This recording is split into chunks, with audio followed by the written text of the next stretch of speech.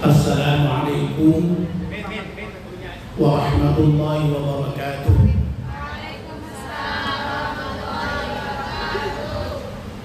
Bismillahirrahmanirrahim. Alhamdulillahirabbil alamin wassalatu wassalamu ala asyrafil mursalin sayyidina wa maulana Muhammadin wa ala alihi wa sahbihi ajma'in. Amma ba'd. Yang sama-sama kita hormati Bapak Kiai Haji Hamad Maksum, pengasuh Pondok Pesantren Rawdatul Quran, dan juga Bapak Kiai Muhaimin yang juga pengasuh Pondok Pesantren Rawdatul Quran yang sekaligus juga pengurus Yayasan Masjid Agung Semarang, yang tentu saja sekali lagi sangat kita hormati ya, dan kita terus membutuhkan beliau untuk membimbing para santri di Pondok Pesantren Rawdatul Quran. Para santri Pondok Pesantren Rawdatul Quran, terutama ini para santriwati yang banyak ya, yang saya cintai dan saya banggakan, Bapak Ibu jamaah Masjid Agung Semarang yang juga saya hormati. Alhamdulillah, kita panjatkan syukur pada Allah Subhanahu wa taala yang pada sore hari ini atas limpahan rahmat dan nikmatnya kita semua bisa hadir di serambi Masjid Agung Semarang ini untuk kajian perdana kitab Al-Hikam yang insyaallah nanti akan kita laksanakan setiap Sabtu sore jam 4 sampai dengan jam 5.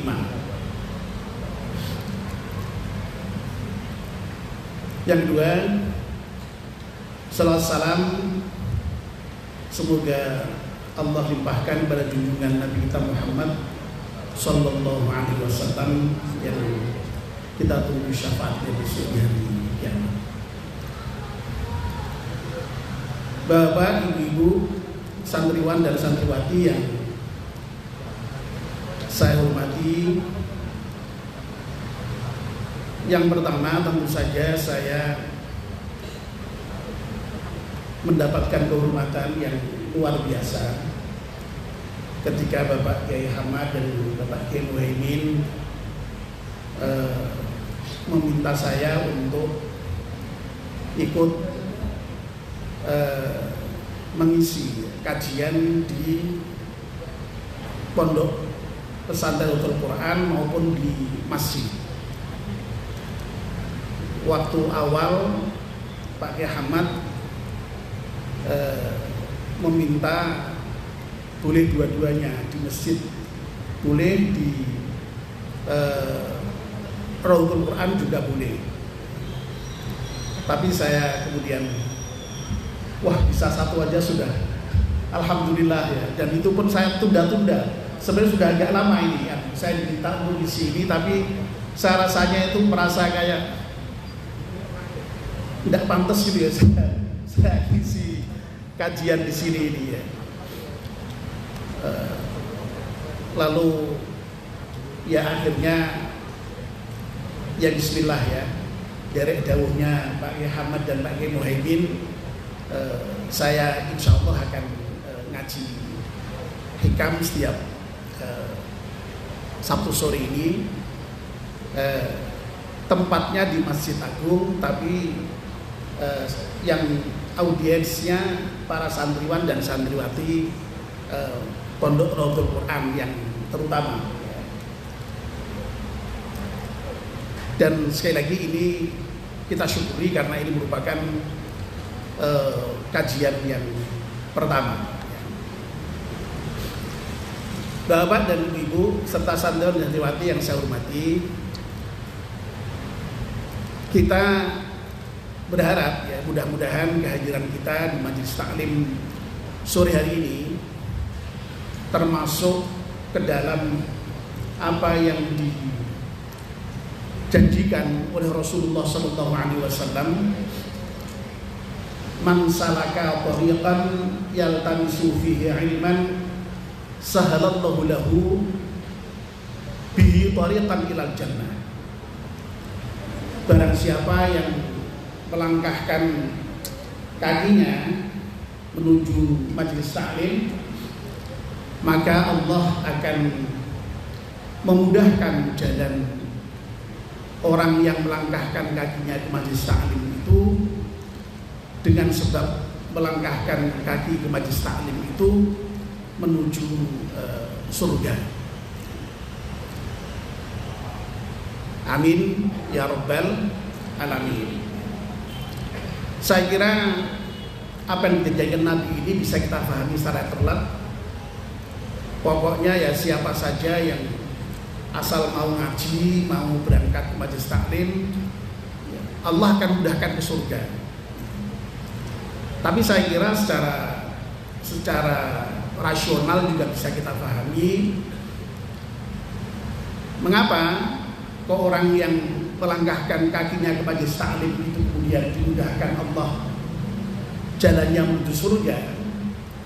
Ya karena dengan melangkahkan kaki ke majelis taklim itu insya Allah kemudian kita mendapatkan ilmu. Dan kalau kita mendapatkan ilmu, ada potensi untuk bisa mengamalkan ilmu yang kita dapat. Dan amal kita yang didasarkan pada ilmu itu insya Allah akan diterima oleh Allah Subhanahu wa ta'ala. Nah kalau kita beramal berdasarkan ilmu yang insya Allah amalnya diterima oleh Allah tadi, itulah yang insya Allah akan menjadi wasilah kita dapat dengan mudah menuju surganya Allah tadi. Tetapi kalau orang tidak pernah datang ke majelis taklim, tidak pernah ngaji, harapan untuk mendapatkan ilmu kecil. Dan kalau kemudian dia itu beramal, kalau amalnya itu tidak didasarkan pada ilmu, maka ya amalnya itu ya bisa ditolak ya. Sebagaimana yang saya kira sering kita dengar ya, sebagaimana yang ada dalam kitab Mardusubat itu ya, wa kullu man bighairi ilmin ya'malu a'maluhu mardudatun la tuqbalu. Barang siapa yang beramal kok amalnya itu tanpa ilmu, maka amalnya itu akan ditolak dan tidak diterima oleh Allah Subhanahu wa taala. Nah, kalau tidak diterima dan ditolak, ya berarti ya tadi itu peluang menuju surganya itu menjadi semakin kecil. Susah. Nah, karena alasan itulah Bapak dan Ibu-ibu serta para santriwan dan santriwati yang saya hormati, Islam itu memang luar biasa di dalam hal perhatiannya terhadap persoalan ilmu ini. Saya kira kita semua sudah paham ya bahwa agama kita, agama Islam itu merupakan agama yang memang mewajibkan umatnya untuk menuntut ilmu. Ya. Bayangkan ya, yang namanya ayat yang pertama sekali turun saja itu Iqra, perintah untuk membaca. Dan membacanya tidak membaca sembarangan ya, semua hal diminta untuk membaca dan membacanya bismi rabbika, dengan nama Tuhanmu. Ini saya kira merupakan hal yang luar biasa di dalam ajaran agama kita yang sekali lagi memberikan perhatian terhadap pentingnya ilmu itu. Dan saya kira kita semua paham ya, banyak sekali di dalam Al-Quran maupun hadis Nabi, ayat-ayat maupun hadis yang secara eksplisit menuntut kita umat Islam ini untuk serius di dalam menuntut ilmu. Ya. Dalam hadis yang sangat terkenal, bahkan secara eksplisit Rasulullah SAW mewajibkan umat Islam baik laki-laki maupun perempuan untuk menuntut ilmu. Thalabul ilmi fardhatun ala kulli muslimin wa muslimatin. Nah, kemudian barangkali yang menjadi pertanyaan, ilmu yang kemudian wajib kita pelajari itu ilmu yang mana? Ilmu itu kan sangat banyak dan sangat luas. Sementara kita menyadari bahwa yang namanya kita sebagai manusia ini punya keterbatasan, terutama sekali keterbatasan dari segi umur. Ya, umur kita ini kan terbatas. Ya. Kalau kemudian kita itu mencari ilmu asal sembarang ilmu yang kemudian tidak fokus, ya, itu barangkali nanti tidak sebagaimana diharapkan. Nah, dalam konteks ini mungkin apa yang disampaikan Al-Ghazali itu perlu menjadi pertimbangan kita.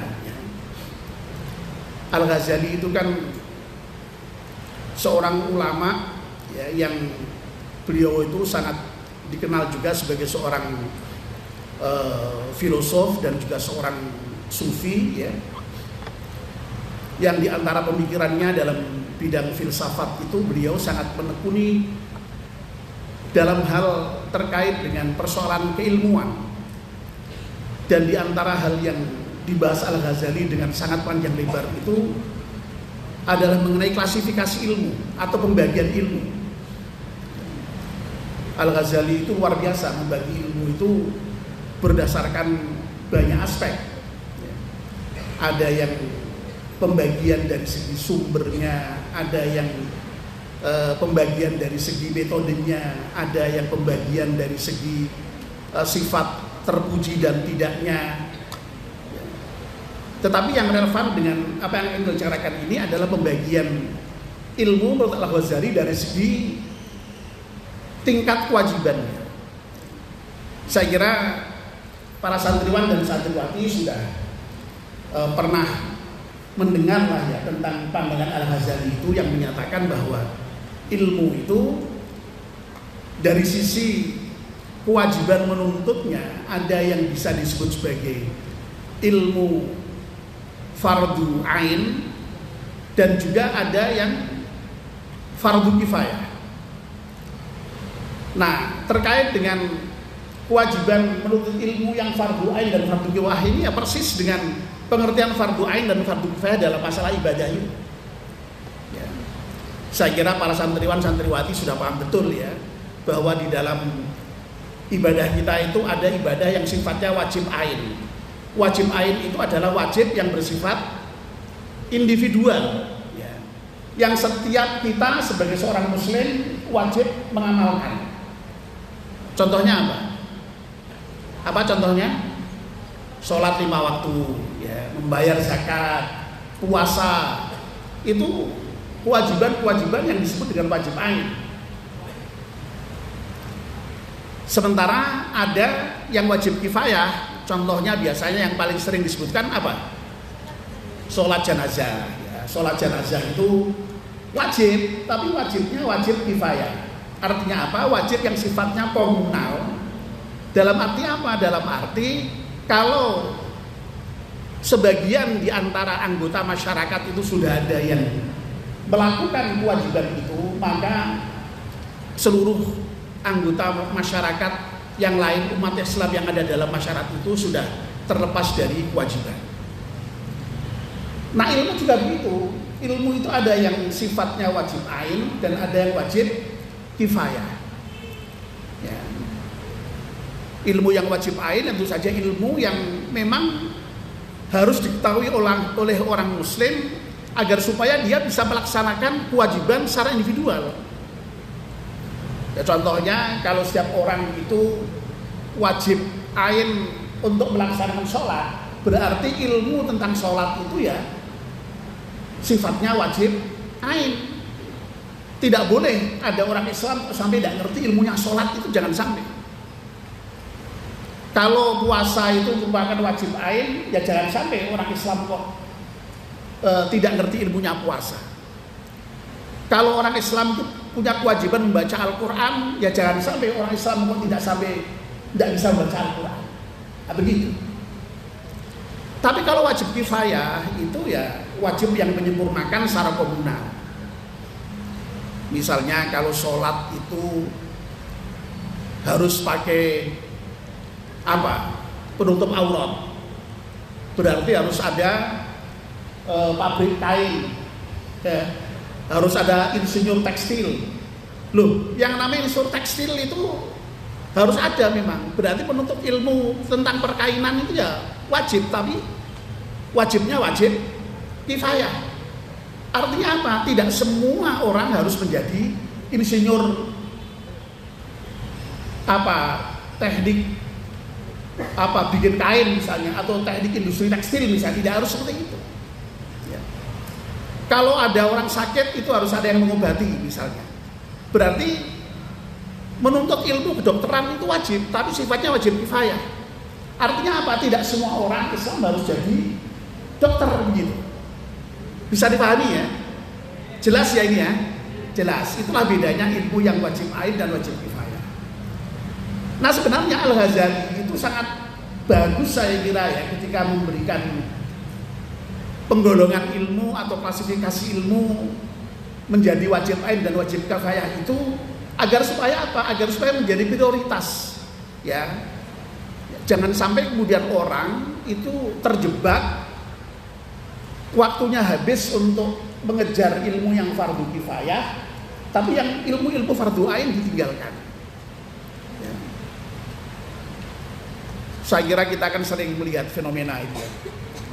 Ada orang yang dalam ilmu yang sifatnya fardu kifayah itu sampai pendidikannya mencit sampai S1, S2, S3 ya. Lah kok misalnya ilmu tentang sholat aja tidak ngerti. Loh, itu kan berarti apa ini berarti? Tidak bisa melakukan prioritas ya, mana yang penting dan mana yang lebih penting. Ilmu fardu kifayah tetap penting, tapi ada yang lebih penting, yaitu terkait dengan fardu ain. Nah, kita saudara sekalian ya, terutama santri dan santriwati ini, saya kira sudah paham betul lah bahwa di dalam kita beragama Islam itu ya ada dimensi akidah, ada dimensi ibadah, dan ada dimensi akhlak ya. Dan ilmu-ilmu itulah yang saya kira perlu mendapat perhatian kita untuk betul-betul kita pelajari dengan sebaik-baiknya ya. Agar supaya apa? Ya agar supaya akidah kita benar, ibadah kita benar, akhlak kita benar, baik itu yang terkait dengan akhlak kita kepada Allah Subhanahu wa taala lebih-lebih, maupun termasuk juga akhlak kita kepada sesama manusia. Akhlak kita kepada guru, akhlak kita kepada orang tua, akhlak kita kepada sesama santri, akhlak kita dengan masyarakat, dan seterusnya, yang itu sekali lagi perlu kita pelajari agar supaya kita bisa mengamalkan ajaran Islam itu dengan sebaik-baiknya. Nah, ini sekedar mengantarkan saja ya pentingnya untuk mengaji dan mana ilmu yang kita harus pelajari. Nah, saya kira para santriwan dan santriwati itu saya yakin ya sudah lengkap lah ya, bidang-bidang ilmu yang dipelajari ya, meskipun toh fokusnya kepada ilmu Al-Quran di Pondok Pesantren Nahdlatul Quran ini ya, tapi oleh Pak Kiai Ahmad dan Pak Kiai Muhaimin, para santri dibekali dengan berbagai ilmu yang lain. Ilmu tauhid ya pasti dipelajari, ilmu fikih ya dipelajari, dan sekarang ini kita akan mengaji ilmu yang terkait dengan akhlak ya. Bahkan mungkin lebih dalam ketimbang akhlak yang dalam ilmu tradisi keislaman itu sering disebut dengan ilmu tasawuf ya. Tapi jangan khawatir ya, tentu saja pendekatan yang kita gunakan tidak kemudian masuk ke dalam teori-teori tasawuf yang sangat jelimet-jelimet begitu ya. Ya kita nanti berusaha untuk menjadikan apa yang kita pelajari itu mudah-mudahan bisa kita fahami dengan baik, dan mudah-mudahan ada manfaatnya bagi kehidupan kita untuk masa yang akan datang. Itu harapan kita. Amin ya rabbal alamin. Nah, sekarang mari kita mulai masuk ke dalam pembahasan mengenai kitab hikam yang kita akan kaji. Jadi kajian sore hari ini belum masuk pada membahas hikmah-hikmah yang ada dalam kitab hikam, tapi kita baru ingin mengantarkan para santriwan dan santriwati ini agar supaya nanti di dalam mengkaji kitab hikam itu memiliki bekal yang cukup dan memadai, karena sudah ada pengantar sebelumnya. Kitab Al-Hikam itu merupakan kitab yang sangat populer, yang merupakan karya utama dari Ibnu Athaillah As-Sakandari. Nanti siapa Ibnu Athaillah As-Sakandari akan kita bicarakan setelah ini. Kita sekarang fokus pada kitab hikamnya dulu. Nah, mengapa saya katakan sangat populer ya? Kitab ini, masya Allah ya, dari segi kajian terhadapnya itu sudah banyak sekali dilakukan oleh para ahli. Di dalam tradisi Islam itu kan ada tradisi yang bernama syarah ya. Jadi syarah itu adalah tradisi kitab yang sebenarnya hanya kecil, tapi kemudian disyarahi atau diberi keterangan panjang lebar sehingga menjadi kitab yang lebih besar.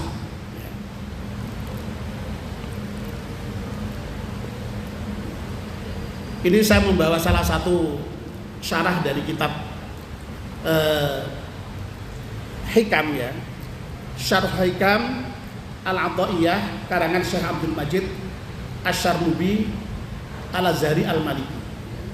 Nah, di dalam kitab ini diinformasikan menurut Syekh Abdul Majid Asy-Syarnubi ini setidaknya sudah ada 40-an lebih ya, 40 lebih kitab syarah mengenai hikam ini. Di sini disebutkan secara eksplisit ada 43 syarah ya. Ini nampaknya belum termasuk syarah-syarah yang ditulis dalam bahasa non-Arab ya, termasuk bahasa Indonesia ya. Di bahasa Indonesia itu misalnya kalau di dalam buku-buku terjemahan Arab Pegon itu ya, ada yang hanya terjemah ya. Ini saya kira nanti boleh dimiliki ya oleh para santri ya. Ini terjemah matan hikam ya, yang ditulis oleh Kiai Misbah bin Zain Al-Mustafa. Ini di Tol Putra sini ada ya. Ini ya, belum masuk ini ya. Terus ini ada syarah hikam yang 3 jilid ini dari Bapak Kiai Misbah Zain Mustafa juga. Jadi ada yang sekedar yang terjemah, ada yang syarah yang ada sampai 3 jilid ya. Dan masih banyak lagi ya, ya, termasuk misalnya sampai misalnya ulama-ulama kontemporer seperti ini Dr. Muhammad Said Ramadan Al-Buti ini juga mengarang syarah hikam juga yang cukup besar ya. Ini ada terjemahnya dalam bahasa Indonesia sudah ada 2 jilid, 1 jilidnya segini, tapi dari 2 jilid ini ternyata baru sampai hikmah yang ke-70 sekian, ya, masih panjang sebenarnya kalau mau diterbitkan yang lengkap. Karena apa? Karena kitab hikam itu di dalamnya ada berjumlah 264 ya, kalam hikmah ya. Dan memang di dalam kitab hikam ini Ibnu Athaillah As-Sakandari menulis kitabnya itu tidak dalam bentuk narasi yang panjang-panjang, enggak ya, melainkan dalam bentuk aforisme. Aforisme itu semacam kalam hikmah ya, kalimat-kalimat yang pendek tetapi maknanya padat, sehingga meskipun toh kalimatnya pendek, kalau diurai itu ya tadi itu uraiannya bisa sangat panjang-panjang ya. Itu yang dimaksud dengan aforisme. Nah, secara umum ya, di dalam kitab Al-Hikam itu membahas ya, di situ banyak bicara tentang tauhid ya, bagaimana mengisahkan Allah ya. Lalu kemudian terkait dengan penyakit hati. Penyakit hati itu ya seperti misalnya hurur, ya, hurur itu tertipu ya, lalu kemudian misalnya putus asa ya, dan yang lain-lain misalnya. Lalu kemudian terkait dengan maqamat. Maqamat itu sebenarnya istilah di dalam ilmu tasawuf yang merupakan tahapan-tahapan spiritual yang dilalui oleh seorang salik, seorang sufi ya. Nah, maqamat ini merupakan hal yang diusahakan oleh si salik itu ya, orang yang berjalan di jalan spiritual sufi. Termasuk misalnya di dalamnya ada taubah, ada wara, ada zuhud, ada tawakal ya. Itu yang disebut maqamat. Lalu ada ahwal. Kalau ahwal itu kondisi batin ya, yang sifatnya itu lebih merupakan pemberian dari Allah Subhanahu wa taala, tidak diusahakan. Misalnya tentang al-muraqabah, merasa diawasi oleh Allah, al-qurb, sifat merasa dekat dengan Allah, al-hub ya, cinta dengan Allah, takut, al-khauf ya, itu contoh-contoh ahwal ya. Dan tentu saja adalah adab suluk ya, perjalanan menuju Allah. Itu secara umum membahas itu yang tersebar di 264 kalam hikmah tadi. Nah, ini karakteristik ya, karakteristik Al-Hikam. Jadi tadi sudah saya katakan ya, yang namanya Al-Hikam itu merupakan kitab yang ditulis tidak dengan narasi panjang, tetapi dalam bentuk aforisme ya, kalam hikmah yang ringkas, padat, tapi isinya mendalam ya. Lalu di dalamnya banyak istilah simbolik dan paradok. Simbolik itu maksudnya ya bahwa seringkali kata yang digunakan itu ya harus digali maknanya sedemikian rupa secara mendalam baru kemudian diketahui maknanya ya, tidak sekedar hanya lapisan yang terlihat secara letter katanya. Lalu juga seringkali ada paradoks. Paradoks itu seperti berlawanan begitu antara hal satu dengan hal yang lain. Tapi sesungguhnya kalau di dalamnya tidak paradoks, hanya kelihatannya saja. Itu hanya sekedar untuk supaya berefek mengejutkan. Orang-orang itu tersentak itu ketika membaca itu. Ya. Nah, lalu juga tidak sistematik secara bab, ya, karena memang itu tidak ada bab-babnya, hanya mengalir begitu saja. Ya. Hikmah 1, 2, 3, 4 sampai hanya tadi itu 264 tadi itu. Ya. Dan karena ringkas, padat dan dalam itulah maka yang namanya mengaji kitab hikam itu perlu penjelasan yang mendalam, ya. Tidak bisa hanya dibaca sekilas lalu, perlu didalami lebih dengan serius. Baik. Nah, sekarang kita bicara mengenai profil pengarangnya. Nah, pengarang kitab Al-Hikam itu adalah Ibnu Athaillah, ya. Lengkapnya ya As-Sakandari. Nah, As-Sakandari itu merujuk kepada kota di mana beliau dilahirkan, ya. Beliau lahir tahun 648 Hijriah atau 1250 Masehi. Ya. Nah, dari Skandariah beliau pindah ke Kairo. Keduanya masih sama-sama di Mesir ini sampai dengan meninggal dan dimakamkan di Mesir pada tahun 1309 Masehi. Nah, yang perlu diketahui adalah gurunya, ya. Tadi ketika di kantor masjid, ya, saya dengan Pak Kiai Muhaimin berbicara mengenai sanad, ya, terutama Al-Quran di kalangan pesantren, termasuk khususnya pesantren Raudhatul Quran gitu, ya, yang sanadnya dari Mbah Kiai Raden Haji Muhammad Pondok Bustanu Usyahil Quran Betengan Demak, ya. Nah, Ibnu Athaillah ini menjadi murid, ya, dari Abu Abbas Al-Mursi, ya. Jadi berarti Abu Abbas Al-Mursi ini merupakan guru yang paling penting dari Ibnu Athaillah. Nah, Abu Abbas Al-Mursi sendiri itu sebenarnya berasal dari Murcia, Andalusia, Spanyol. Ingat ya, para santri dan santriwati, ya, dulu di masa klasik Islam itu banyak sekali, ya, para pemikir-pemikir Islam yang berasal dari Spanyol, ya, Andalusia.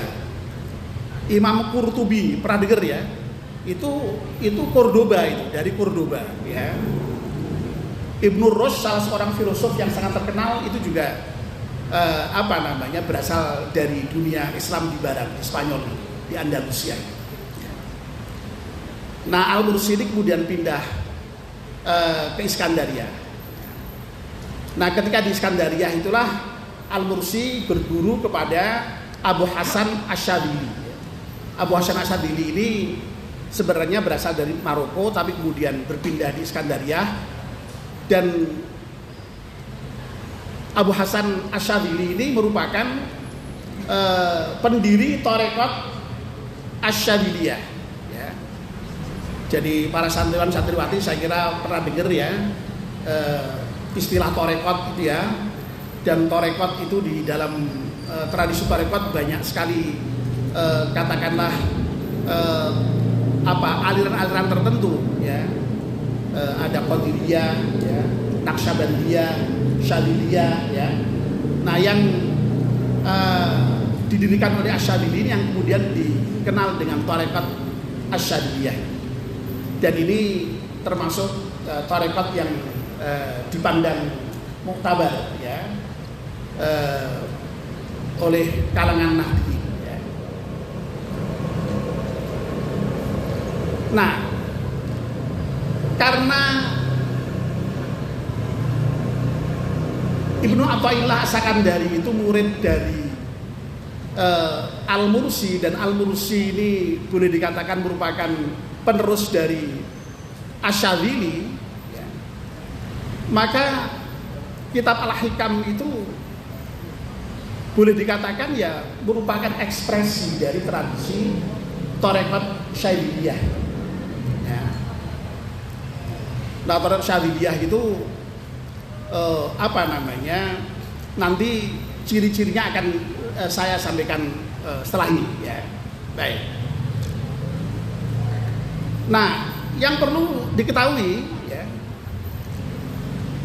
yang namanya Ibnu Athaillah As-Sakandari itu di samping seorang sufi, Beliau juga merupakan seorang faqih yang bermadzhab Maliki. Ya. Dan di dalam riwayat hidupnya memang diceritakan bahwa yang namanya Ibnu Athaillah As-Sakandari ini boleh dikatakan mengalami apa yang disebut dengan transformasi intelektual dan spiritual. Ya. Jadi semula yang namanya Ibnu Athaillah As-Sakandari itu dulunya sangat kritis terhadap tasawuf. Artinya tidak mau terima tasawuf sebelumnya, ya. Karena dia seorang fakih yang pandangannya sangat tekstual dan sangat rasional. Ya. Begitu ketemu Al-Mursi tadi, gurunya tadi, ternyata kemudian yang namanya Ibnu Taymiyah itu kemudian mengalami tadi itu, ya, perubahan yang luar biasa dari semula katakanlah kritis terhadap tasawuf kemudian menjadi pengamal tasawuf, ya, dan kemudian beliau boleh dikatakan menjadi penerus dari Al-Mursi. Jadi Asy-Syadzili diteruskan Al-Mursi, Al-Mursi diteruskan oleh Ibnu Athaillah As-Sakandari. Nah, para santriwan dan santriwati, karena yang namanya Ibnu Athaillah As-Sakandari itu merupakan sufi yang juga seorang faqih, ya, itu boleh dikatakan tasawufnya ya tasawuf yang tidak lepas dari syariat. Ya. Artinya apa? Artinya kalau di dalam tasawuf yang tetap berpegang teguh pada syariat itu, seseorang itu ya tidak akan mungkin bisa mencapai makom spiritual yang tinggi kalau kemudian bisa saja meninggalkan syariat-syariat yang penting, misalnya ya, puasa, sholat itu tidak seperti itu. Ya. Jadi sekali lagi yang namanya tasawuf dalam pemikiran Ibnu Athaillah itu ya tasawuf yang tidak bisa lepas dari syariat. Itulah sebabnya maka tasawuf Ibnu Athaillah As-Sakandari itu pada umumnya diterima di kalangan luas, ya, karena tadi tidak memisahkan syariat dengan hakikat tadi. Nah, lalu yang perlu juga dipahami, ya, karena Ibnu Athaillah itu mengikuti tradisi Asy-Syadzili, ya, tasawufnya itu bersifat aktif. Artinya apa? Artinya tidak meninggalkan dunia. Ya. Jadi tasawuf itu tidak lari dari tanggung jawab dunia. Misalnya lari dari pekerjaan, lari dari keluarga, lari dari masyarakat untuk menjadi seorang sufi. Itu enggak. Ya. Jadi orang masih bisa aktif berkehidupan berkeluarga, aktif berkehidupan bermasyarakat, aktif berkehidupan berusaha, tetapi kemudian bisa juga dengan menjalankan ajaran-ajaran tasawuf. Semangatnya itu dunia boleh di tangan, ya. Ya. Silakan mau sekaya apapun, tapi jangan sampai kekayaan itu kemudian lalu masuk ke dalam hati. Ya. Jadi di tangan boleh, tapi jangan dimasukkan ke dalam hati. Ya. Dan banyak sekali itu memang cerita-cerita yang menggambarkan betapa Asy-Syadzili yang merupakan pendiri tarekat Syadziliyah itu, ya, yang merupakan pendiri tarekat Syadziliyah itu digambarkan sangat kaya, ya. Kalau berpakaian, pakaian yang paling bagus, ya.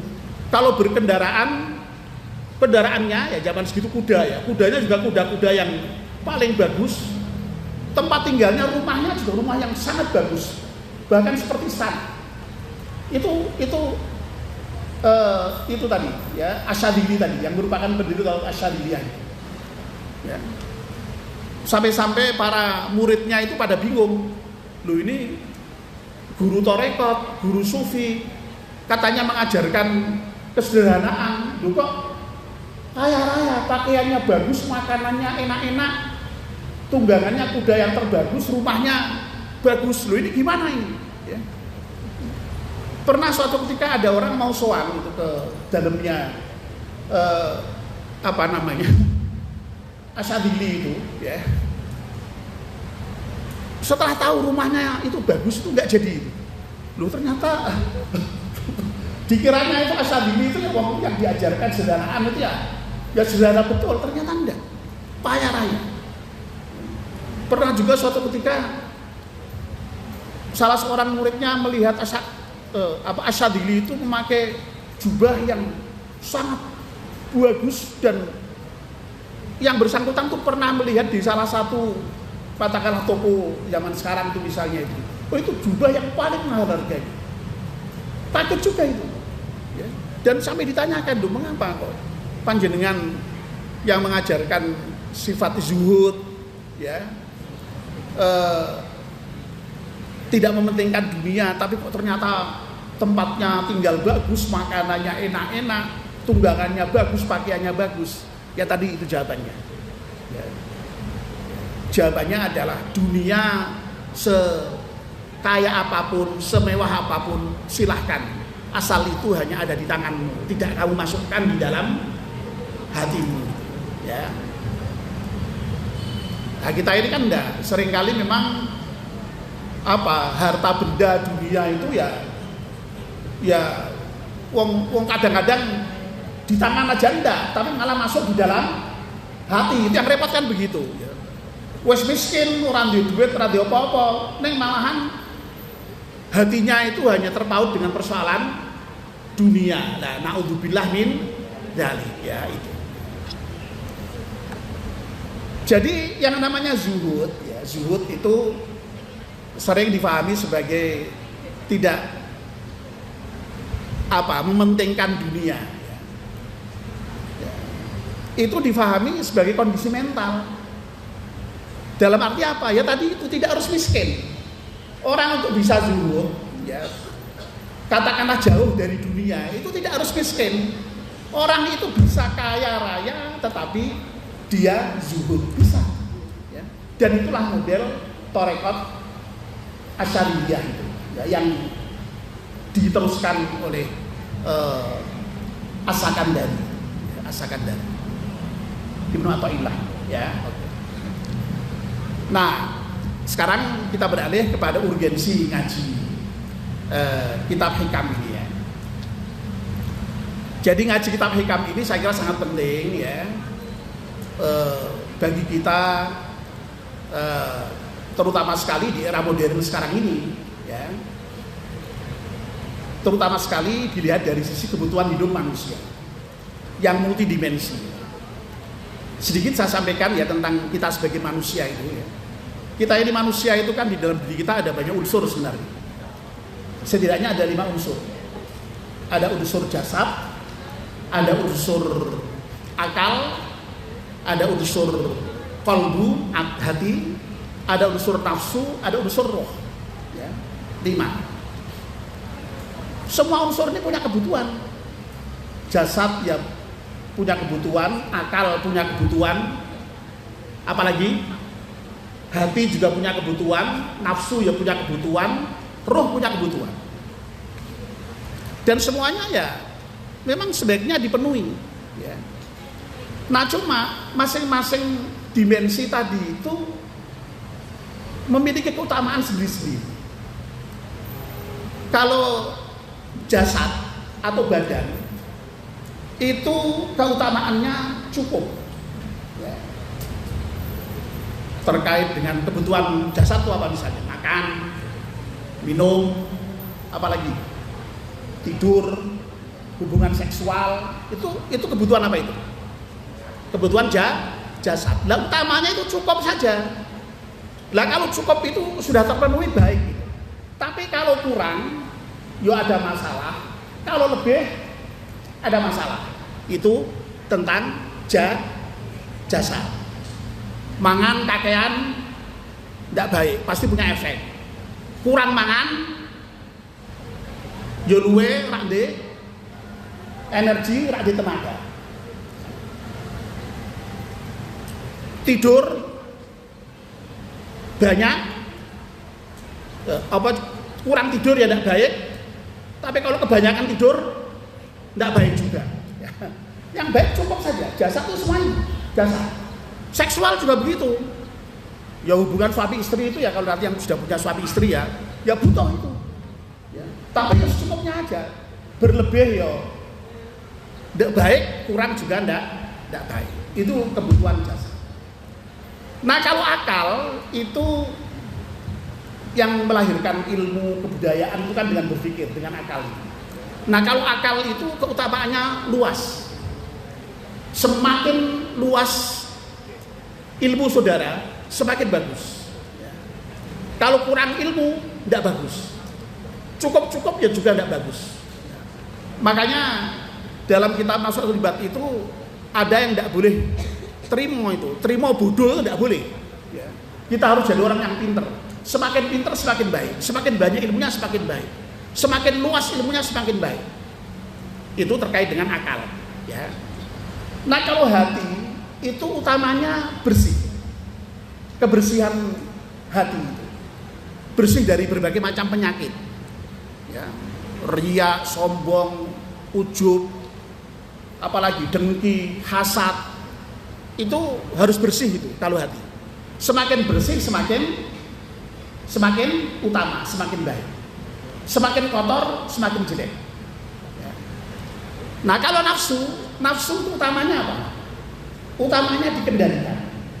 Tidak untuk dibunuh, tapi juga tidak boleh dilepas. Syahwat itu tidak boleh dibunuh, tidak boleh. Wong kita ini bisa seperti sekarang ini ya karena ada syahwat. Ya. Lalu kemudian muncul saudara-saudari karena ada syahwat dari bapak saudara, dari ibu saudara. Kalau tidak ada ya manusia bisa punah. Jadi syahwat penting, nafsu penting, tapi jangan diumbar, tapi juga jangan dibunuh. Ya, bagusnya dikendalikan. Lah kalau yang terkait dengan roh itu utamanya adalah kedekatan dengan Allah Subhanahu wa taala, zat yang memang ketika menciptakan kita dulu itu di samping menjadikan kita dari badan kita ini, kemudian Allah meniupkan roh ke dalam diri kita itu. Ya. Wa nafakha fihi mir ruhi, ya itu ya. Ada juga yang mir ruhi, ya itu yang ditiupkan roh dalam itu. Jadi roh itu utamanya dekat dengan Allah. Ya. Lah, saudara sekalian, ya, ngaji kitab hikam insya Allah akan memberikan pemenuhan nutrisi terhadap diri saudara-saudara itu, terutama dari dimensi ilmu, dimensi tadi ya akal, dimensi hati, qalb, dimensi roh ya. Sehingga dengan demikian maka insya Allah dengan ngaji hikam nanti itu ya kita bisa melakukan apa yang disebut dengan tazkiyatun nafas, pensucian jiwa, yang mudah-mudahan dengan begitu lalu kita semakin tadi itu mendekat dengan Allah Subhanahu wa taala, atau al-qurb tadi ya, dekat dengan Allah Subhanahu wa taala. Jadi sangat penting berarti ngaji hikam. Ya. Nah lebih-lebih di era modern seperti sekarang ini ya, ketika manusia itu dihadapkan dengan adanya fenomena sering cemas. Manusia modern itu kan sering cemas, ya. Perfeksionis, inginnya itu yang sempurna, ya. Lalu ketergantungan pada pencapaian, ya. Target-target tertentu, dan juga manusia modern sering kehilangan makna, ya. Nah, yang namanya kitab hikam insya Allah akan memberi solusi, ya. Ya. Membangun ketenangan batin, ya. Membebaskan dari ego, ya. Ego itu merasa diri itu yang hebat tadi itu ya. Lalu menyeimbangkan usaha dan tawakal ya. Lalu kemudian mengembalikan orientasi itu selalu kepada Allah Subhanahu wa taala. Ini yang disebut dengan tauhid tadi. Ya. Itu. Ya. Ya contohnya sederhana atau misalnya orang gagal kerja tidak hancur. Gagal ujian tidak hancur, ya. Orang jatuh dalam dosa tidak lalu putus asa, ya. Sukses tidak sombong. Nah, itu hal-hal kecil yang insya Allah menjadikan hidup kita itu menjadi hidup yang penuh dengan ketenangan batin tadi. Ya. Ya. Itu. Nah yang terakhir, ya, ini mungkin agak lebih sedikit apa ya, Pak Kiai Muhaimin ya dari jam 5 ya, supaya pengantar ini selesai pekan depan sudah masuk kepada hikmah-hikmah yang ada di dalam kitab Al-Hikam. Nah model kajian yang kita lakukan ya, ini nanti jangan diharapkan saya ngaji seperti para kiai ngaji di pondok pesantren, saya enggak seperti itulah ya, dengan cara saya sendiri ya. Tapi tentu saja ya saya akan berusaha untuk mendasarkan diri pada kitab-kitab yang ada ya. Cuma hanya sistematisasinya yang kita coba untuk lakukan supaya mudah-mudahan lebih mengena ya. Jadi yang pertama sekali nanti ketika kita ngaji kitab hikam itu, setiap kalam hikmah itu nanti yang pertama sekali akan kita analisis secara bahasa ya. Jadi misalnya dengan memahami arti kata per kata secara lahiriah ya. Dan itu saya lakukan dengan bahasa Indonesia. Nuwun sewu, nanti saya tidak model ngaji dengan utawi iki-iku ya. Jadi ngajinya nanti dengan ngaji terjemahan bahasa Indonesia ya. Ya, oke. Lalu kemudian yang kedua, kita coba gali makna secara substantif ya. Jadi kita mencoba untuk menangkap pesan utamanya apa sudah hikmah itu. Lalu biasanya ada hal-hal yang dikoreksi oleh Ibnu Athaillah. Itu juga kita tunjukkan. Yang dikoreksi yang merupakan kesalahan itu yang mana? Itu yang dikoreksi oleh Ibnu Athaillah. Itu yang nanti juga kita akan lakukan ya. Nah kemudian yang ketiga ya, ini karena ini pondok Al-Quran ya, jadi saya ingin para santri di dalam memahami kitab hikam ini kemudian bisa mencari rujukannya dalam Al-Quran ya. Jadi ayat-ayat mana yang sekiranya bisa mendukung kalam hikmahnya Ibnu Athaillah ya. Jadi misalnya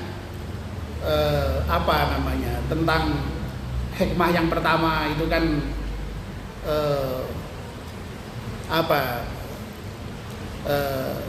min alamatil imadi alal amal nuqsan raja inda wujudiz zalal ya. Jadi di antara tanda bahwa seseorang itu bergantung pada amal itu adalah berkurangnya roja ya, ketika terjadi atau ada kesalahan. Nah ini misalnya ini kan kalimat sangat padat sekali, pendek tapi maknanya padat sekali. Terlihat di situ ada kata-kata yang simbolik, ada tadi yang saya katakan sebagai seakan-akan seperti paradoks. Nah itu yang akan kita coba untuk gali. Nah lalu kemudian kita coba berikan penjelasan dengan mendasarkan diri pada ayat Al-Quran maupun hadis yang relevan dengan itu ya. Lalu misalnya kita bicara mengenai ayat-ayat terkait dengan rahmat Allah, ayat-ayat terkait dengan tidak bolehnya putus asa dan seterusnya. Sehingga mudah-mudahan para santriwan dan santriwati yang selama ini sudah belajar Al-Quran itu kemudian bisa menerapkan ayat-ayat Al-Quran itu dalam tema-tema tertentu ya. Nah yang keempat ini sifatnya jika dipandang perlu saja ya. Kalau misalnya untuk menjelaskan katakanlah pemikiran Ibnu Athaillah itu kok perlu dibantu dengan teori-teori tasawuf ya nanti akan kita gunakan. Tapi kalau misalnya tidak perlu, tidak perlulah ya. Tidak usah memperberat ya. Nah, yang lebih penting lagi yang terakhir adalah yakni kemudian bagaimana menarik pelajaran ya dari hikmah-hikmah yang ada di dalam kitab hikam itu untuk kehidupan kita sehari-hari ya.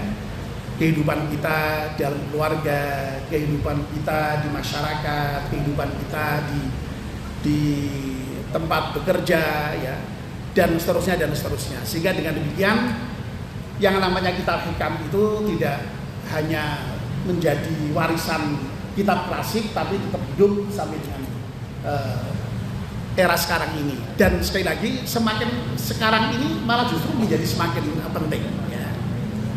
Nah, dengan begitu lalu kita harapkan sekali lagi pemahaman kita terhadap hikmah-hikmah yang ada di dalam kitab hikam itu mudah-mudahan bisa kita pahami dengan sebaik-baiknya, dan mudah-mudahan dengan begitu akan punya dampak di dalam kehidupan kita.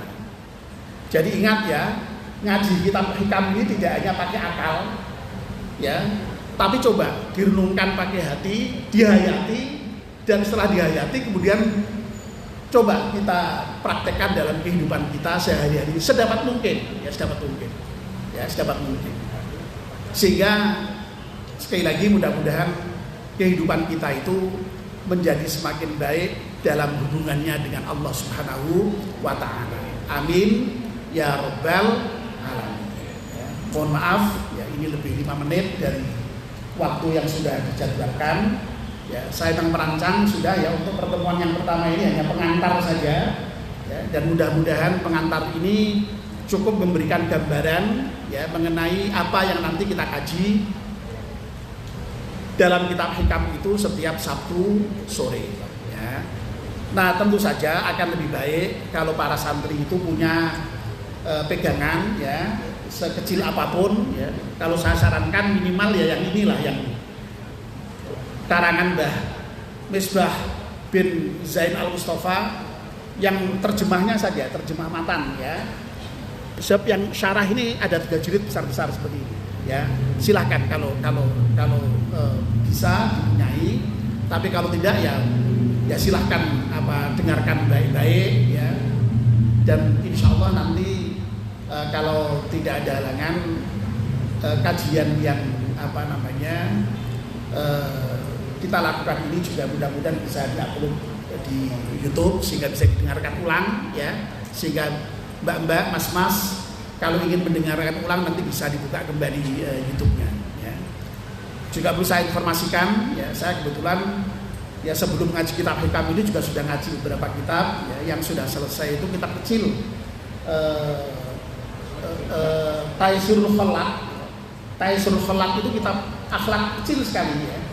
Ya, itu alhamdulillah ya, karena dibahas agak sedikit mendalam, ada sampai sekitar 60-an video ya. Lalu untuk kitab Nasaul Ibad itu sudah bertahun-tahun karena saya membahasnya juga agak lebih bersifat tematik ya. Jadi misalnya kalau Nasaul Ibad itu kan isinya setiap bab ya, bab sunasi itu kan ada 2 poin nasihat, kalau sulasi ada 3, kalau rubai ada 4. Nah, itu saya modelnya membahasnya per poin, jadi tidak hanya per makalah, tapi kalau makalah itu ada 4 poin, biasanya saya bahas sampai 4 kali pertemuan. Malah kadang-kadang bisa lebih, tapi kadang-kadang juga bisa kurang, tergantung temanya ya. Nah, sampai sekarang yang Nasaul Ibad itu kayaknya sudah ada sekitar 335 video ya. Padahal baru sampai bab rubai. Bab rubai kalau tidak salah sudah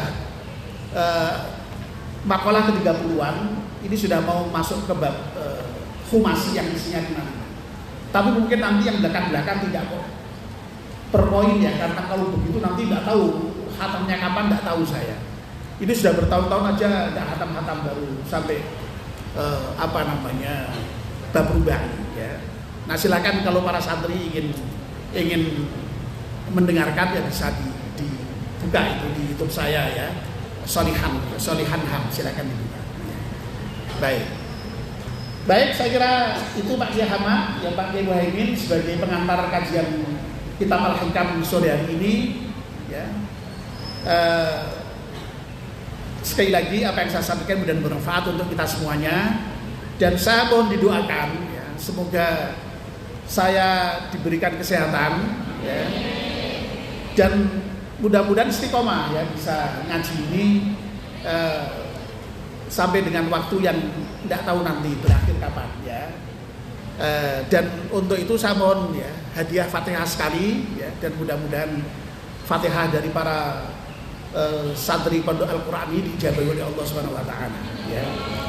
Ridho ya. Ala hadiniyah Al-Fatihah. Na'udzubillahi minasyaitonir rajim. Bismillahirrahmanirrahim. Alhamdulillahirabbil alamin arrahmanir rahim. Iyyaka na'budu wa iyyaka nasta'in. Ihdinas siratal mustaqim. Shiratal ladzina an'amta 'alaihim ghairil maghdubi 'alaihim waladdallin. Kurang lebihnya maaf, wallahul muwaffiq ila aqwamit thariq. Wassalamualaikum warahmatullahi wabarakatuh. Ya, terima kasih pada Profesor Dr. Solehan. Alhamdulillah kita mengawali pada sore hari ini dan mendatangnya yang banyak, insya Allah yang akan berlangsung terus setiap Sabtu. Terima kasih sekali lagi pada Profesor dan Prof. Elis. Jadi hari ini itu ada dua profesor yang ikut ngajar, satu Profesor Solehan dan istri beliau itu Profesor Elis yang sama-sama mengajar di UIN Waliso pasca sarjana Waliso. Terima kasih, kita akan baca dan baca sholat masa, doa khusus dan sholawat. Bismillahirrahmanirrahim.